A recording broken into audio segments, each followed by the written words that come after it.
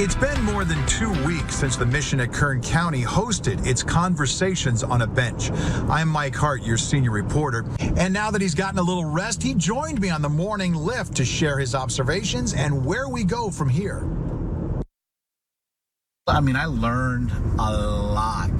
So you had surprises? Oh, yeah, I learned a lot. Carlos Baldovinos joined me for a drive around Bakersfield, talking about the main revelation from his day-long conversations. What Conversations on the Bench really showed me was, okay, we need to be putting in more efforts into addiction recovery. That in addition to more time spent with the homeless on mental health issues. People got in a whole different state of mind during COVID, right? They were isolated, whether kids are not going to school every day, to people working from home. It really exploded. It just seems like there's not enough resources. This problem was a legislative problem that it just got created. I mean, you don't have other states really dealing with a lot of this stuff. You don't. Not on this level. Not at this level. This is off the charts level.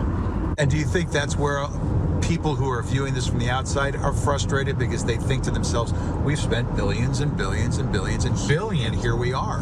Billions of dollars. And I am on their side because I would be frustrated too. It's like you keep putting all this money into something and expecting and seeing the same results or worse.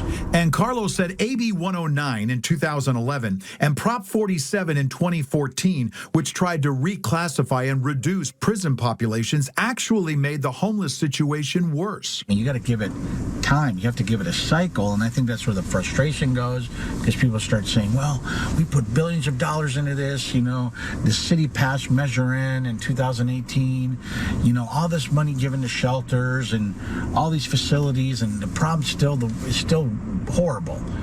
And you're right, but also you got to give stuff time. Carlos added that the one thing we don't need is more shelters, but a way to get more homeless off the streets. Jail space. I mean, that's been a constant topic of conversation. Having enough jail space to help these individuals. And, you got the criminal element. Well, but it's interesting how you frame that, though. You said to help those individuals, not punish those individuals, and you're talking about jail space.